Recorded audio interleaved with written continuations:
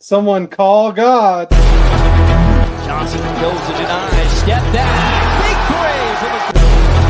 It's got you here. Jones doesn't go the tip by Broom.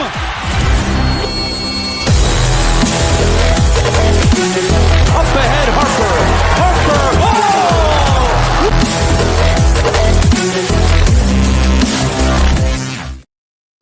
Hello and welcome to this episode of War Eagle Weekly. How we doing, Josh? We're doing good, man. I'm on the phone right now. Give me a second. Yeah. Oh, man. Boy, do we have a lot to talk about tonight. We got a 30-point win against Ole Miss to talk about. We got to talk about Kentucky. Oh, man, it is going to be a great episode. I can't even speak. I'm so excited. Before we jump in there, basketball. Yes, it is. Before we jump in there, Josh, let's remind everybody, if you are in the market to get some of this memorabilia for Auburn, use our affiliate link below. Go through Fanatics so that way we can maybe get a little share of what you guys are getting. Let's get ready for March. We are SEC champions, and if you're going to show it off, might as well go through Fanatics. Use our affiliate link below. We'd greatly appreciate it. Didn't people say that Auburn was going to share the championship with somebody? Who'd they say we're supposed to share it with? A lot of people thought we were. I believe that would be Alabama. Oh, that would be Alabama. Yep.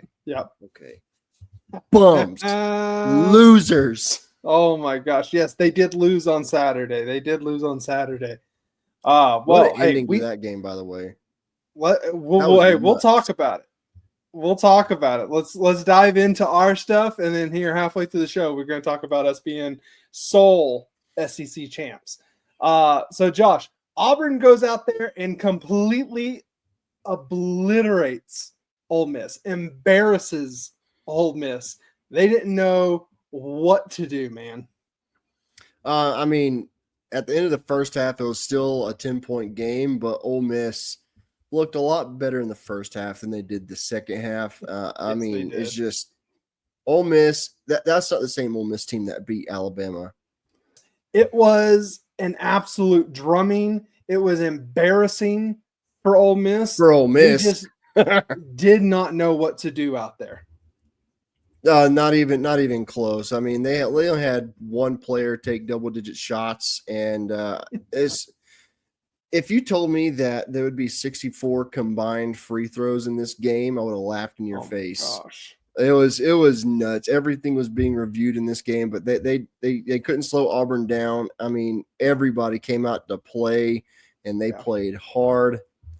Janai with 24 points, and then CBM with 22 points. Now, I think it's safe to say that Chad Baker-Mazara is no longer feeling the effects of being banged up. No, he is not. It was a little unclear as to whether or not he'd be starting in that game. He was a little under the weather, but he ended up starting. Janai, like you said, Janai Broom, 24 points after having a 31-point game the game before, just continued his dominance. That did eventually come to an end, but in the Ole Miss game, it was just a little bit of everybody. I mean, Chad Baker with 22, 13 from Denver Jones, 13 from Miles Kelly, 13 from Chaney Johnson, and I mean, it just goes on and on. Pettiford was in a little bit of a slump heading into this game, continued that slump, but wasn't turning the ball over, had a great assist ratio on this game. Auburn just completely dominated this game, scoring 56 points in the second half after scoring 50 in the first half. But they beat the brakes on Ole Miss, and they just could not hang with our size at all. Just completely outclassed Ole Miss and once again proved why they are the number one team in the country and in the SEC. And it was not pretty for Ole Miss, and it gave Auburn a lot of good momentum going forward. Yeah, speaking of good momentum going forward, we go into Rupp Arena, where we have not won since 1988, Josh. 1988. Been a minute. And Janai Broom coming off two of the better games of the season so far. And we were talking about this game last week, and I felt like it was going to be a loss. I'm not going to lie. I'm not going to sit here you and me cover both. it up. I'm not going to be like Colin Cowherd and be like, I knew all along. I told you go back and no. If you go back and watch it, I was a little apprehensive about this game. Good old Cam Newton, huh? Oh my gosh, still gets me to this day. Oh my gosh. So Johni Broome finishes the Kentucky game with 9 points. I think he had 1 point going in at halftime, right? Yeah, he had 2 points going into halftime. Points. I thought maybe he made only just one of his free throws. I'm pretty sure it's 2 points. It was about as bad of a game that Johni Broome could play. But honestly, it was an absolute, just embarrassing game for them as well. I mean, they could not do anything against us, Josh. Not even a little bit. All week I was hearing about how Kentucky defends the perimeter so well and how they drive teams away from the 3-point shot. That did not go according to plan for Kentucky, not even a little bit.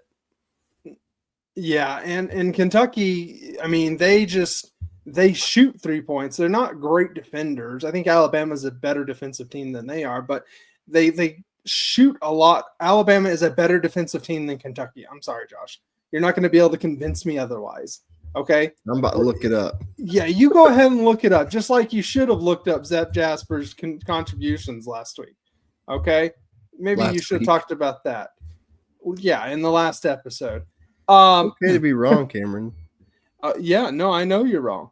But they could not keep up with Auburn's guards. I mean, Chad Baker having himself following his previous game up with another 22 points. Miles Kelly, talk about a dog. Dude went off. Dude went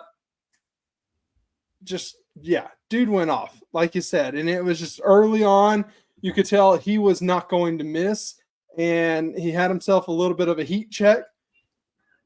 As Chad liked to say after the game, he was fuego. Not fire, fuego. I mean, 9. I think the Auburn record for 3 points in a game is 10. I don't know who said it. I don't know if it was Bryce Brown or somebody before him that set that record, but Miles Kelly is definitely going to go down as one of the better 3-point shooters in Auburn history. Oh, yeah. The dude, I mean, he just had – and everyone is talking about the double banked shots. Who does that? On both sides of the court. He back-to-back oh, my gosh. And on that second one, he tried getting the foul. He tried kicking his foot out a little bit and fall down. I can't fault him for that, especially with the way the refs were giving us they were giving us quite a few calls. I'm not going to lie. We were actually getting some actual favorable calls. But Tahad Pettiford also had to step up because of Denver Jones' injury in the first half. Denver Jones only played 8 minutes in this game, and Tahad Pettiford came in with 33 minutes and at times took over the game. I mean, we have seen it year in and year out, Josh. Guards that can drive the ball to the hoop and score or get to the foul line is the difference between winning championships and not. Tahad Pettiford and really any of these guards, Chad Baker-Mazara, Tahad Pettiford, Denver Jones, and Miles Kelly can all drive the hoop. But the fact that Tahad is doing this as a freshman and on the biggest stages continues to just kick ass is absolutely fantastic. I really hope he stays another year, man, because when's the last time Auburn had a guard that played over 30 minutes with 0 turnovers? When's the last time that happened? I don't remember. I mean, I couldn't tell you. Zep Jasper never turned the ball over, but he never played those many minutes. So, he didn't handle it the way Todd handles it either. No. And maybe Jared Harper had a couple of games, but none come to mind. In a couple of years, I may not remember this game for Todd, but the thing is our guard play had scored over 70. I think they scored 72 or 73 points, and Kentucky scored 78. It was an absolute drumming, and Kentucky just turned the ball over constantly in this game. Auburn's guard scored 55 points, unless you want to count Chad as a guard too. I count Chad as a guard as well. That's 77 points. Yeah. Just unbelievable. Unbelievable. Because the thing is Kentucky and the pressure that they were putting on Kentucky to make them turn the ball over. It was kind of at halftime, it was, 49-34. It's, it's there, it's right there. And you're like, okay, well, Kentucky can still shoot themselves out of it, kind of like Alabama can. And then they came out and on 6 straight possessions had 6 straight turnovers. Oh my gosh. And some of them were unforced. Some of them had nothing to do with errors in that area, or in that stretch. Some of them were they weren't created by Auburn. It was just Kentucky got careless with the ball, and they were getting 2 of their guards back, and so there was a lot of hype and a lot of hope in the Kentucky fan base, but they just could not get it done. Auburn shooting over 50%, almost 52% from the field, 46%. Now, outside of Miles Kelly, we were 1, 2, 3. We only made 3 3-point shots. So Kelly really carried our 3-point. But yeah, who gives a crap?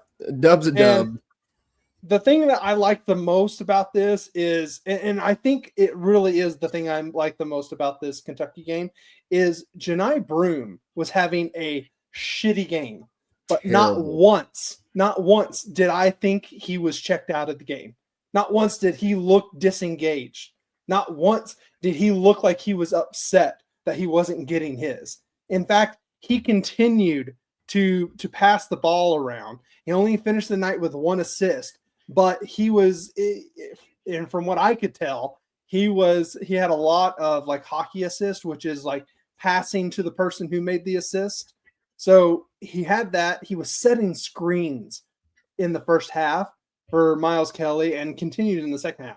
And somebody that has checked out of the game, somebody that is National Player of the Year, because he deserves it, even after this game, National Player of the Year, was still setting up his teammates to score this back. And he was happier than anyone else out there on the court. Not one picture after the game, not one video after the game made it look like he was disappointed in what the outcome of the game was. He's a team first guy, not a stats guy. And that's 100%. That's what makes him, in my opinion, and probably your opinion too, that's what makes him the player of the year, because he's not worried about individual accolades like the other guy that's running for National Player of the Year. Not taking anything away from Cooper Flagg. He's one hell of a baller. Yeah, but we talked about that. Cooper Flagg, again, would not have the stats he has now if he was playing in the SEC. No. He just would not. But and he wouldn't have those. I don't think he'd have those stats if he was on this Auburn team, to be perfectly honest. Well, no, because he's not. He wouldn't be the only guy we go through. Again, he is the only guy that Duke goes through. If it's not Cooper Flagg offense, then it's no offense at all. Yeah, no, I agree 1,000%. But speaking of team players, Dylan Cardwell, absolutely, positively one of our favorite players of all time. Oh, because absolutely. of what he has done. But the winningest player in program history, 115 career wins. It helps when you've been on the Plains for 9 years, but either way, the dude, he is the heart and soul of this Auburn team. When he suspects anyone of being down in the dumps, what's he doing? He's right next to him, clapping them and encouraging them on, saying, "We got this. Don't let it get in your head." He tried doing that last year with a certain player, and it didn't work because that guy's ignorant. But this Dylan Cardwell is one of the most energetic. I'm talking about Aiden Holloway. Oh, Aiden Holloway, certified bum. But Dylan Cardwell is the definition of Auburn man. It's insane. He really is. And not just an Auburn man, he is a good man. He is a God-fearing man. And you absolutely, it couldn't have happened to a better person. Last year we saw Jay Will become the winningest player in Auburn history. And the Auburn fan base was excited for him and was behind him 100%. But I think if you polled 100 Auburn fans, would you rather Dylan Cardwell be the winningest player, or would you rather Jay Will? I think they could go 100 for 100. that it would be Dylan Cardwell, because he is a crowd favorite. He is a fan favorite. He is a Bruce favorite. And Bruce got on him in this game. When he got his fourth foul, Bruce was, what are you doing? What are you doing? Dylan comes over, tries to explain it, and Bruce was like sitting there just shaking his head like, I don't care.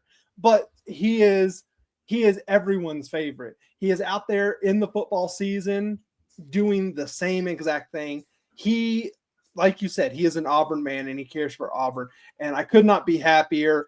This is a stat that's never going to fall, Josh. It's never 5 years out of school in NIL when he gets recruited above. Okay, they bring in Johni Broome, and he admittedly to himself has said he pouted and he was upset, but then he came to the realization that Johni is not the enemy and that this is to benefit both of them.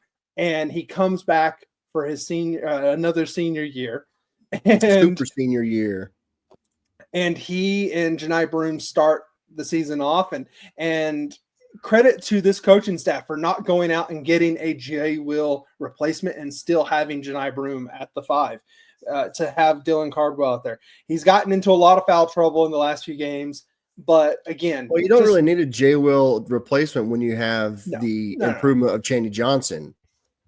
Well, yeah, because Chaney Johnson is not starting minutes, but he's playing the J. Will role on this team. Right, but Dylan Cardwell is taking the starting position from center. Okay. I get Johni Broome. That's what I'm saying. I get what you're saying. So either way, I'm super happy for Dylan Cardwell. I don't know if there's a more deserving person, but not only was that the case, not only was that his 115th win, which, by the way, what a 115th win. What a record-setting win. Talk about a historic night. First time since 1988. First time in Bruce's career here at Auburn for winning at Rupp. It is, we end up winning the SEC title, okay? It is just a historic night all around.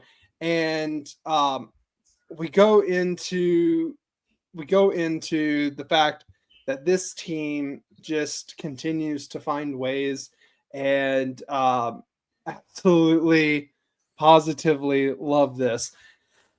They were excited. They were excited before we got news that Alabama lost to Tennessee. And that video, Cameron, I cannot. I'm sorry, I didn't mean to cut you off, but you bring up Alabama. I can't believe the fashion that Alabama lost this game. Okay, there's 3.8 seconds left on the clock. Tennessee forced a jump ball, possession arrow, Alabama. Real quick, 1 second. Let's go back. Okay, let's go back another 33 seconds, because with 36 seconds left on the clock, Alabama is winning by, I believe, 6 or 7. It's like 5, I think it was 5 or 6 actually. Yeah. Either way, it's enough. It's enough.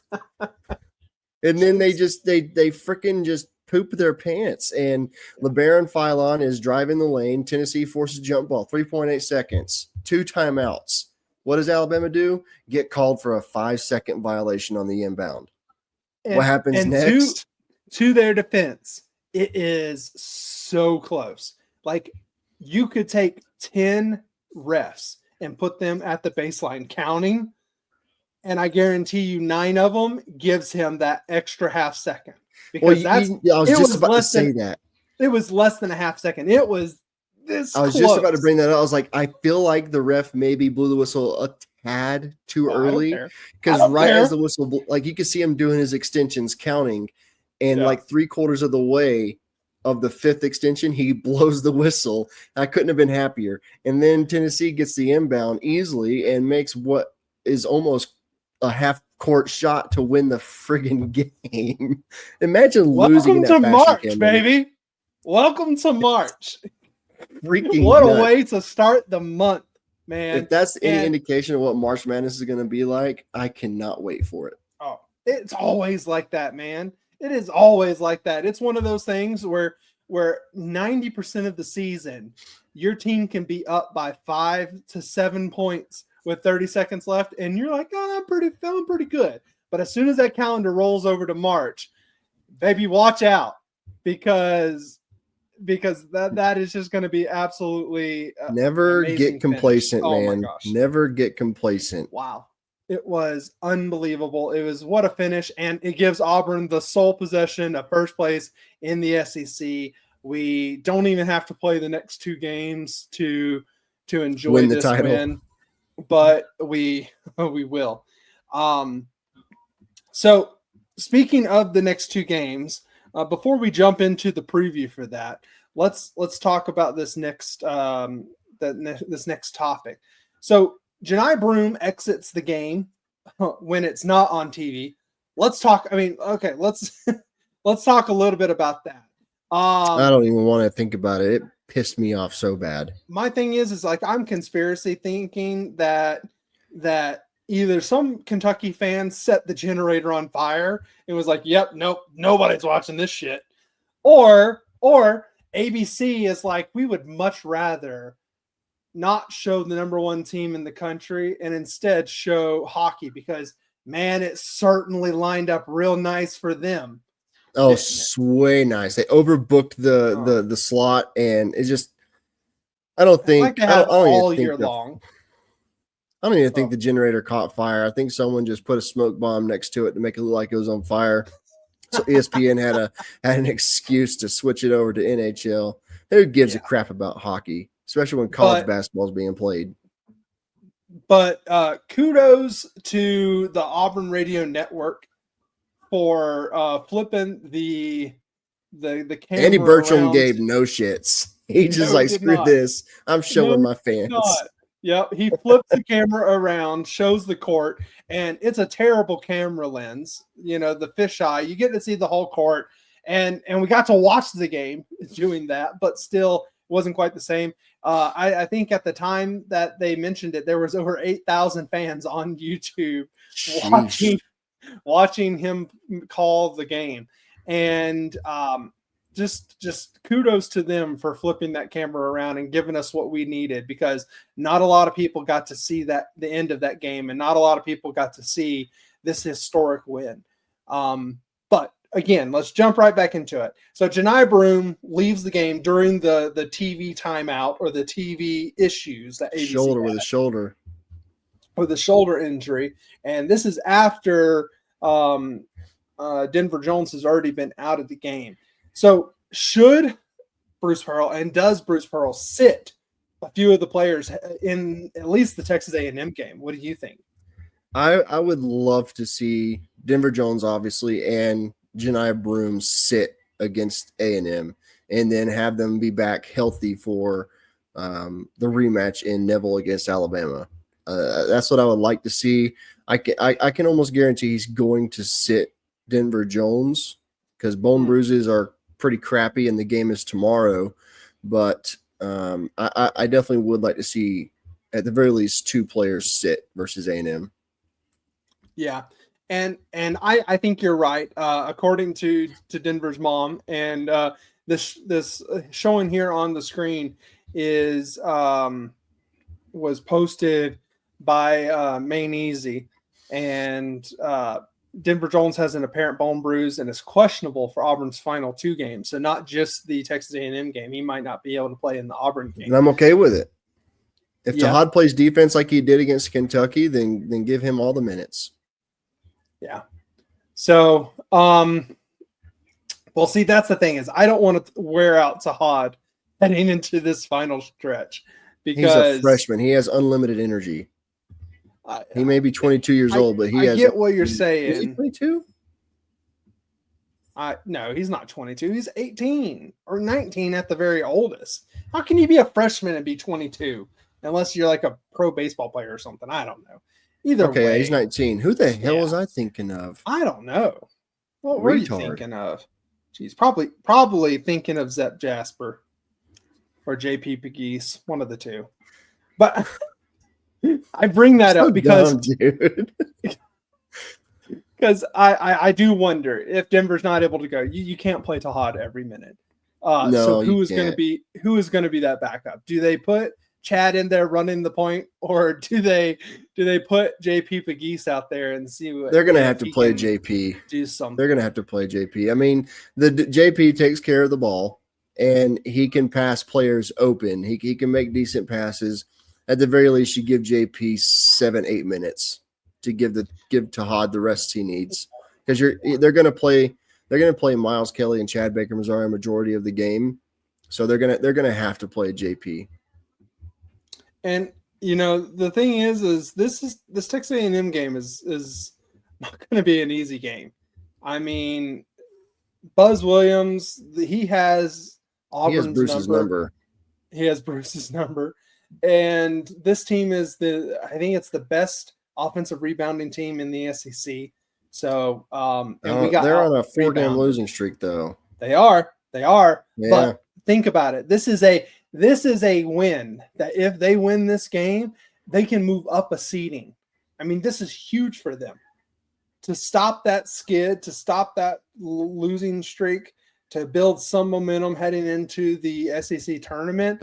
And I mean, it could just be one of those things to where it allows them to refocus and get back on track. I think they have a lot to play for. They really do, Josh. This is not going to be an easy game. So I don't think it's going to be easy in any sense of the words. Just I still think this is going to be a 7 to 10 point victory for Auburn. Yeah. What is the line right now? Let's see here. Is the line out? Tell you what the line is. Let's see. Here. No, the line's not out. Auburn's open as a 5.5 point favorite. Oh, okay. All right. So they are the favorite still, as they minus should be. 5.5. So it's going to be one of those games. Wade Taylor is a crazy good player. He's averaging 15 points a game, shooting 35%, but he is a great player. And knowing that if Denver doesn't play, knowing that they are very thin at point guard, I would imagine the plan is going to be for him to attack. And Tahad has a tendency to get into foul trouble. So it could spell disaster for us. We might be seeing 20 minutes of JP Pegues. Lord help us if that happens. Yeah. That laugh was exactly the feeling. Is you had that realization, you're just like, oh my gosh, it could be the case. So I hope not. I think Auburn comes out and just plays solid defense. I think the defense plays better than the offense in this game. But at the same time, I feel like Kentucky, in my opinion, was the most complete game of the season. Ole Miss was the most complete of the season, and Kentucky was a very nice follow-up to that. I can expect the shooting to still kind of be down for a lot of the players, maybe not Miles Kelly because the dude's red hot, but again, I feel like the defense is going to buckle down and play better than the offense against Texas A&M and still take the dub. Yeah, hopefully that is the case.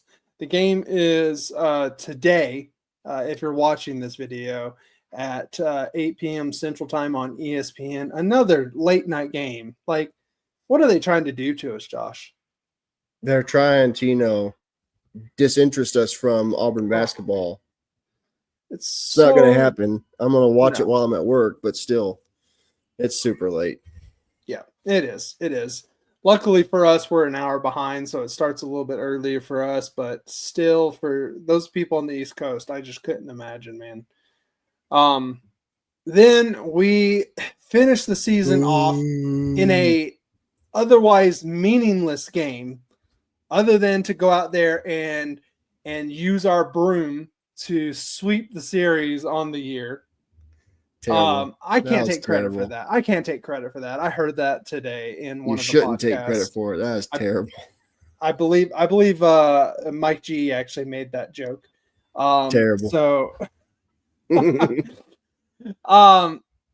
So honestly, this game really, it means nothing other than bragging rights to sweep the series and to own the state of Alabama until football season gets around, and hopefully we can continue that trend. But okay, do you think the players going to get up for this? It's senior night. Yeah, it's Alabama, dude. It's Alabama. Yeah. And they're going to get up for it. And the jungle is going to be hopping, dude. They're going to be ready to celebrate. This will be the first game back in the arena since winning the SEC title. Those students are going to be absolutely crazy, dude. And Auburn sitting with a 77% chance of winning this game. Honestly, Alabama is kind of falling apart. They're not calling timeouts when they should. They're out there looking like the Michigan Fab Five and not knowing when a timeout is in their pocket and when they can or cannot call a timeout. It was such a bad look, them losing to Tennessee because of the way it went down. You got to think that they maybe. I guess here's another question: does Alabama show up in this game? Do they care? Well, yeah, I think they do because at the end of the day, it's still barring a complete meltdown versus Florida. Even if Alabama loses against Florida but keeps it close, it's still going to be a top 10 matchup between Auburn and Alabama. So I mean, it means something in the state of Alabama for Alabama to not get swept, and it means something for Auburn to sweep them. So I think both teams are definitely going to show up. Yeah. Well, I would love to shut down Aiden Holloway another game, and you won't have any force him into the G League. Force him to the G League. We're going to force him to stay at Alabama another year. You know what? He actually might transfer. Who knows? Force him overseas. Just do it. So Josh, after this season, Aiden Holloway, he decides to transfer, and he says, "You know what? I made a mistake. I'm going back to Auburn." No. Nope. You're not gonna welcome him with open arms? Nope, not even a little bit. He might end up being the most hated Auburn player ever if he transferred back and Bruce Pearl let him transfer back. It would just be hilarious. I feel like he'd get more boos than cheers every time he got onto the court from Auburn fans. That's just the petty side of me, and I do not want to see him donning the orange and blue ever again. I agree. What did he do in that Tennessee game? Let's see. Again, folks, we are the most petty fans you'll ever meet. That's just how we roll. We love being petty. We've been petty about this whole thing since he spoke out against Bruce Pearl. Prior to that, we were, go do what you got to do, man. That's a good fit. Alabama's a good fit. You don't want to play defense and you want to jack up threes all game. You go do you. And then he had to open his mouth, talk bad about Bruce, and then had to open his mouth again, talk bad about Broom. He didn't in a roundabout way. He didn't open his mouth. It would have been a completely different story. But Aiden Holloway had 11 points against Tennessee, shot 50% from the three, but missed 3 very, very crucial free throw shots. He missed all 3 of them. Yeah, he did. Yeah, he did. Oh, my God. Guess how many points Alabama lost by? 3. Oh, man. Well, as a reminder, go get your Auburn SEC champs memorabilia, gear, anything you want at fanatics.com. Use our affiliate link below. It would help us out a little bit, help us continue to provide this great content that I know you guys are just begging for. But Josh, tell the people where they can catch us, where they can get all of our info, where they can get all of our content. Find us on X, TikTok, YouTube, Instagram, Facebook, Spotify, Apple Podcasts, anywhere you get social media, we're going to be there. Call God, Josh. Your God wants to hear from you. War Eagle, baby. Phones. War Eagle. Johnson goes to deny. Step back. Big play for the. It's got you here. Jones doesn't go. The tip by Broom.